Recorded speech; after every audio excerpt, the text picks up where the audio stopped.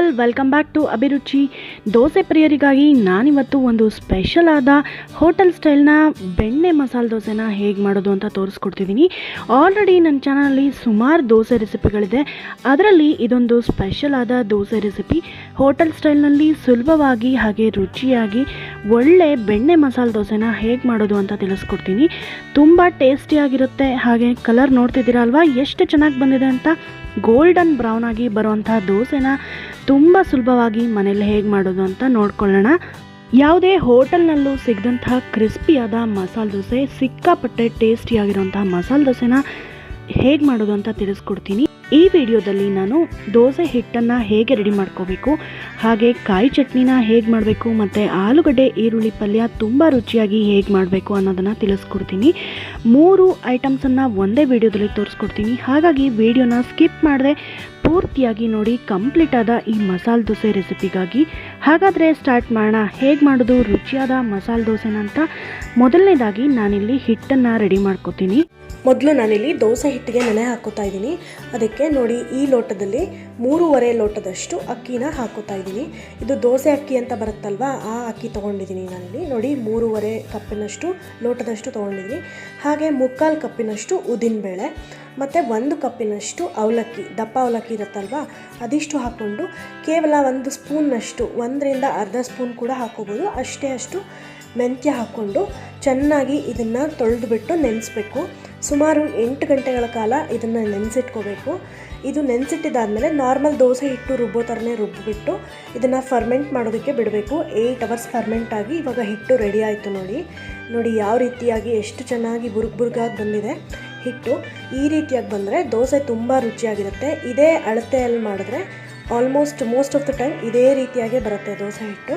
ಇವಾಗ ಪಲ್ಯ ಮಾಡ್ಕೊಳ್ಳೋದಕ್ಕೆ ಒಂದು ಪ್ರೆಷರ್ ಕುಕ್ಕರ್ಗೆ ಒಂದು 6ರಿಂದ 7ರಷ್ಟು ಆಲೂಗಡ್ಡೆ ತೊಗೊಂಡು ಅದನ್ನು ಚಿಕ್ಕದಾಗಿ ಕಟ್ ಮಾಡಿಕೊಂಡು ಮಧ್ಯದಲ್ಲಿ ಕಟ್ ಮಾಡಿ ಬೇಯೋದಕ್ಕೆ ಇಡ್ತಾ ಇದ್ದೀನಿ. ನೋಡಿ, ಇವಾಗ ಮಧ್ಯದಲ್ಲಿ ಕಟ್ ಮಾಡಿ ಹಾಕೋತಾ ಇದ್ದೀನಿ. ನಂತರ ಇದಕ್ಕೆ ನೀರನ್ನ ಸೇರಿಸ್ಕೊತಿದ್ದೀನಿ. ಸ್ವಲ್ಪ ನೀರು ಇದ್ದರೆ ಸಾಕು, ಅದು ಮುಳುಗೋ ಅಷ್ಟು ನೀರು ಹಾಕ್ಕೊಂಡು ಒಂದು 3ರಿಂದ 4 ವಿಷಲಷ್ಟು ಇದನ್ನು ಬೇಯಿಸ್ಕೋಬೇಕು. ಇವಾಗ ನೋಡಿ, ಆಲೂಗಡ್ಡೆ ಬೆಂದಿದ್ದು ರೆಡಿ ಆಯಿತು. ನಂತರ ಪಲ್ಯ ಮಾಡೋದಕ್ಕೆ ಒಂದು ಕಡಾಯಿ ಇಟ್ಕೊಂಡು ಎಣ್ಣೆ ಹಾಕ್ಕೊಂಡು, ಎಣ್ಣೆ ಕಾದ್ಮೇಲೆ ಸಾಸಿವೆ ಹಾಗೆ ಕಡಲೆಬೇಳೆ ಉದ್ದಿನಬೇಳೆ ಹಾಕ್ಕೊಂಡು ಅದನ್ನು ಕೂಡ ಚೆನ್ನಾಗಿ ಕೆಂಪಗಾಗೋವರೆಗೂ ಹುರ್ಕೋತಾ ಇದ್ದೀನಿ. ನೋಡಿ, ಇವಾಗ ಇದಕ್ಕೆ ನಾನು ಒಂದು 8ರಿಂದ 10 ಕರಿಬೇವು ಹಾಗೆ ನಿಮಗೆ ರುಚಿಗೆ ಬೇಕಾದಷ್ಟು ಹಸಿಮೆಣಸಿನ್ಕಾಯಿನ ಹಾಕೋಬೋದು. ನಾನಿಲ್ಲಿ 5ರಿಂದ 6 ಚಿಕ್ಕದಾಗಿ ಹೆಚ್ಚಿಟ್ಕೊಂಡಿರೋಂಥ ಹಸಿಮೆಣಸಿನ್ಕಾಯಿ ಕೂಡ ಹಾಕೊಳ್ತಾ ಇದ್ದೀನಿ. ಇದನ್ನು ಕೂಡ ಚೆನ್ನಾಗಿ ಬಾಡಿಸ್ಕೋಬೇಕು. ಆಮೇಲೆ ಒಂದು 3ರಿಂದ 4ರಷ್ಟು ಈರುಳ್ಳಿನ ಸಣ್ಣದಾಗಿ ಪಲ್ಯಕ್ಕೆಲ್ಲ ಹೆಚ್ಕೋತೀವಲ್ವ, ಅದೇ ರೀತಿಯಾಗಿ ಹೆಚ್ಕೊಂಡು ಹಾಕ್ಕೊಂಡು ಚೆನ್ನಾಗಿ ಫ್ರೈ ಮಾಡ್ಕೋತಿದ್ದೀನಿ. ಇದಕ್ಕೆ ಅರಿಶಿನ ಪುಡಿ 1 ಸ್ಪೂನ್ನಷ್ಟು ಹಾಗೆ ಒಂದು ಸ್ವಲ್ಪ ಉಪ್ಪು, ಯಾಕಂದರೆ ಈರುಳ್ಳಿ ಬೇಗ ಮೆತ್ತಗಾಗಲಿ, ಬೇಗ ಟ್ರಾನ್ಸ್ಲೂಸೆಂಟ್ ಆಗಲಿ ಅನ್ನೋ ಕಾರಣಕ್ಕೆ ಹಾಕೊಳ್ತೀನಿ ಉಪ್ಪು. ಇದಿಷ್ಟು ಹಾಕಿದ ಮೇಲೆ ಚೆನ್ನಾಗಿ ಒಂದು 5ರಿಂದ 6 ನಿಮಿಷಗಳ ಕಾಲ ಇದನ್ನು ಸಿಮ್ಮಲ್ಲಿ ಇಟ್ಕೊಂಡು ಬೇಯಿಸ್ಬೇಕಾಗತ್ತೆ. ಹೈ ಫ್ಲೇಮಲ್ಲಿ ಇಟ್ಕೊಂಡ್ರೆ ಸೀದೋಗೋ ಚಾನ್ಸಸ್ ಇರುತ್ತೆ. ಹಾಗಾಗಿ ನಾನು ಸಿಮ್ಮಲ್ಲೇ ಇಟ್ಕೊಂಡು ಇದನ್ನು ಬೇಯಿಸ್ಕೊಂಡಿದ್ದೀನಿ. ನೋಡಿ, ಇವಾಗ ಈರುಳ್ಳಿ ಮೆತ್ತಗಾಗಿದೆ. ಇವಾಗ ಇದಕ್ಕೆ ನಾನು ಸ್ವಲ್ಪ 2ರಿಂದ 3 ಸ್ಪೂನ್ನಷ್ಟು ಕಾಯಿ ತುರಿ ಹಾಗೆ ಕೊತ್ತಂಬರಿ ಸೊಪ್ಪನ್ನು ಕೂಡ ಹಾಕ್ಕೊಂಡು ಚೆನ್ನಾಗಿ ಬಾಡಿಸ್ಕೊತಿದ್ದೀನಿ. ನನ್ನ ಎಲ್ಲ ಡಿಶಸ್ಸಲ್ಲೂ ನಾನು ಕೊತ್ತಂಬರಿ ಹಾಗೆ ಕೊಬ್ಬರಿನ ಮೊದಲೇ ಹಾಕಿಬಿಟ್ಟು ಬಾಡಿಸ್ತಾ ಇರ್ತೀನಿ. ಅಟ್ ಲಾಸ್ಟ್ ನಾನು ಗಾರ್ನಿಷಿಂಗೋಸ್ಕರ ಹಾಕೋದಿಲ್ಲ.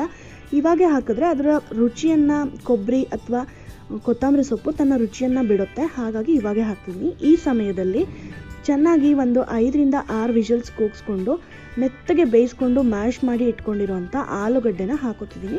ಇದು ಕೂಡ ಅಷ್ಟೇ, ನಮ್ಮ ಕ್ವಾಂಟಿಟಿಗೆ ತಕ್ಕಷ್ಟು ನಾವು ಹಾಕ್ಕೋಬೋದು. ನಾನಿಲ್ಲಿ 6 ಆಲೂಗಡ್ಡೆ ತೊಗೊಂಡಿದ್ದೀನಿ. ನಂತರ ರುಚಿಗೆ ಬೇಕಾಗಿರೋಷ್ಟು ಉಪ್ಪನ್ನು ತೊಗೊಂಡ್ಬಿಟ್ಟು ಸ್ಟವ್ ಆಫ್ ಮಾಡಿಕೊಂಡು ಇದನ್ನು ಮಿಕ್ಸ್ ಮಾಡಿಕೊಂಡ್ರೆ ರುಚಿಯಾಗಿರೋಂಥ ಆಲೂಗಡ್ಡೆ ಪಲ್ಯ ಹೋಟೆಲ್ ಸ್ಟೈಲ್ನಲ್ಲಿ ರೆಡಿ ಆಗುತ್ತೆ. ಕಾಯಿ ಚಟ್ನಿಗೆ ಮೊದಲನೇದಾಗಿ ಒಗ್ಗರಣೆ ಹಾಕೋತಾ ಇದ್ದೀನಿ. ಸ್ವಲ್ಪ ಎಣ್ಣೆ ಹಾಗೆ ಎಣ್ಣೆ ಕಾದ್ಮೇಲೆ ಸಾಸಿವೆ ಹಾಕ್ತಾ ಇದ್ದೀನಿ. ಸಾಸಿವೆ ಚಟ್ಪಟ ಅಂದಮೇಲೆ ಹಸಿಮೆಣಸಿನ್ಕಾಯಿ ನಿಮಗೆ ಖಾರಕ್ಕೆ ಎಷ್ಟು ಬೇಕೋ ಹಾಗೆ ಹಸಿಮೆಣಸಿನ್ಕಾಯಿನ ಹಾಕೋಬೇಕು. ಹಸಿಮೆಣಸಿನ್ಕಾಯಿನ ಸುಮಾರು 2ರಿಂದ 3 ನಿಮಿಷಗಳ ಕಾಲ ಚೆನ್ನಾಗಿ ಫ್ರೈ ಮಾಡಬೇಕು. ಆವಾಗ ಅದರದ್ದು ರುಚಿಯೇ ಚೆನ್ನಾಗಿ ಬರುತ್ತೆ. ಹಾಗೆ ಕೊಬ್ಬರಿ ಸ್ವಲ್ಪ ಹೆಚ್ಚಿಗೆನೇ ಹಾಕೋಬೇಕು ಕಾಯಿ ಚಟ್ನಿಗೆ. ನೋಡಿ, ಕೊಬ್ಬರಿ ತುಂಬ ಜಾಸ್ತಿ ತೊಗೊಂಡಿದ್ದೀನಿ. ಇದನ್ನು ಕೂಡ ಹಾಕ್ಕೊಂಡು ಫ್ರೈ ಮಾಡ್ಕೋಬೇಕು. ಇದು ಕೂಡ ಸುಮಾರು ಒಂದು 2ರಿಂದ 3 ನಿಮಿಷಗಳ ಕಾಲ ಫ್ರೈ ಮಾಡ್ಕೋಬೇಕು. ಹಸಿ ಕೊಬ್ಬರಿ ಹಾಗೆ ಹಾಕಿದ್ರೆ ಬೇಗ ಚಟ್ನಿ ಹಾಳಾಗುತ್ತೆ.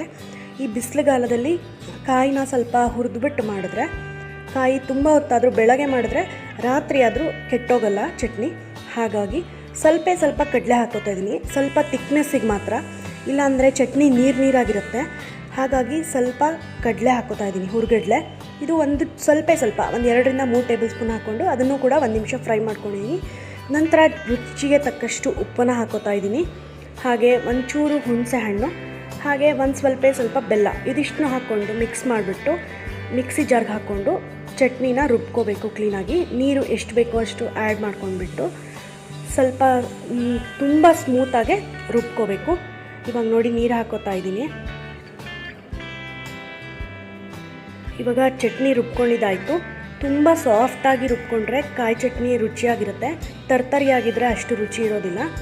ಇವಾಗ ದೋಸೆ ಮಾಡ್ಕೊಳ್ಳೋದಕ್ಕೆ ಹಂಚನ್ನು ಕ್ಲೀನ್ ಮಾಡಿ ರೆಡಿ ಮಾಡಿ ಇಟ್ಕೊಂಡಿದ್ದೀನಿ.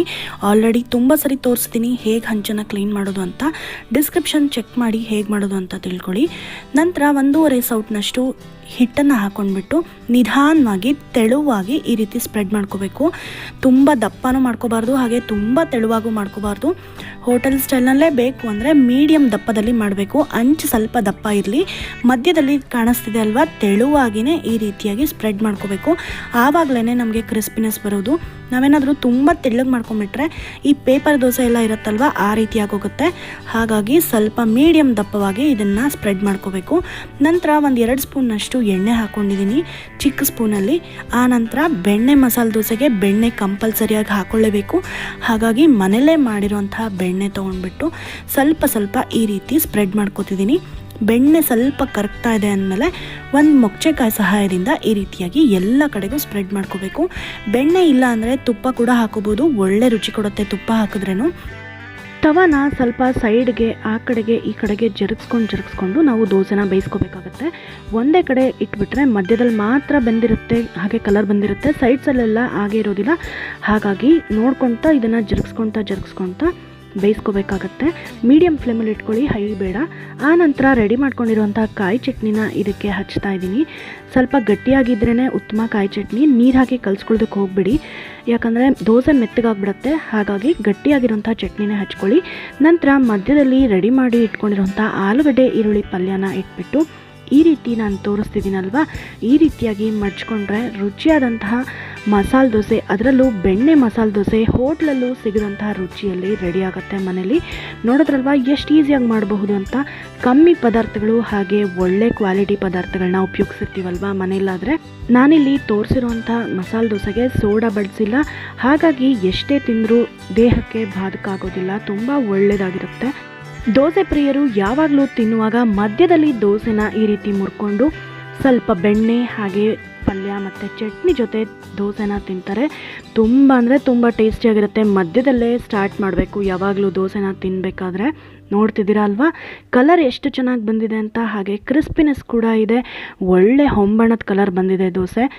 ಈ ಕೊರೋನಾ ಟೈಮಲ್ಲಿ ಸುಲಭವಾಗಿ ಶುಚಿಯಾಗಿ ರುಚಿಯಾಗಿ ಮನೆಯಲ್ಲೇ ನಮಗೆ ಬೇಕಾದಂಥ ಐಟಮ್ಸನ್ನು ಮಾಡ್ಕೊಂಡು ತಿಂದರೆ ಮನಸ್ಸಿಗೂ ನೆಮ್ಮದಿ ಇರುತ್ತೆ, ಹಾಗೆ ಆರೋಗ್ಯಕ್ಕೂ ಒಳ್ಳೆಯದು, ಬಾಯಿಗೂ ರುಚಿ ಸಿಗುತ್ತಲ್ವ. ಖಂಡಿತವಾಗ್ಲೂ ಈ ರೆಸಿಪಿನ ಟ್ರೈ ಮಾಡಿ. ನನ್ನ ಚಾನಲಲ್ಲಿ ಮತ್ತಷ್ಟು ಇಂಟ್ರೆಸ್ಟಿಂಗ್ ಆದ ರೆಸಿಪಿಗಳಿದೆ. ಡಿಸ್ಕ್ರಿಪ್ಷನ್ ಬಾಕ್ಸನ್ನು ಚೆಕ್ ಮಾಡಿ, ಹಾಗೆ ನನ್ನ ಎಲ್ಲ ವೀಡಿಯೋಸನ್ನು ಚೆಕ್ ಮಾಡಿ ರುಚಿಯಾದ ತಿಂಡಿ ಹಾಗೆ ಅಡುಗೆಗಳನ್ನು ಮಾಡಿ ನೋಡಿ ಹೇಗಿದೆ ಅಂತ ಅಭಿಪ್ರಾಯನ ತಿಳಿಸಿ.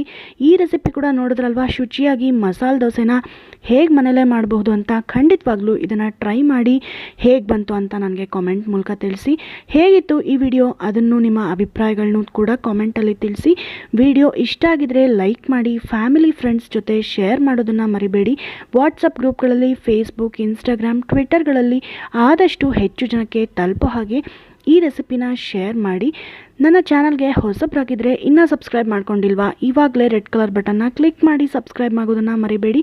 ಹಾಗೆ ಪಕ್ಕದಲ್ಲಿರುವಂಥ ಬೆಲ್ ಐಕಾನ್ ಕೂಡ ಕ್ಲಿಕ್ ಮಾಡಿ ನನ್ನ ಎಲ್ಲ ಹೊಸ ವಿಡಿಯೋಗಳ ನೋಟಿಫಿಕೇಷನ್ಗಾಗಿ. ಮತ್ತಷ್ಟು ಇಂಟ್ರೆಸ್ಟಿಂಗ್ ಆದ ಯಮ್ಮಿಯಾದ ಒಳ್ಳೆ ರೆಸಿಪಿಗಳೊಂದಿಗೆ ನಾನು ನಿಮ್ಮ ಮುಂದೆ ಬರ್ತೀನಿ. Until then, happy cooking, take care, bye bye and thank you so much for watching this video. Stay home, stay safe and take care. Bye bye.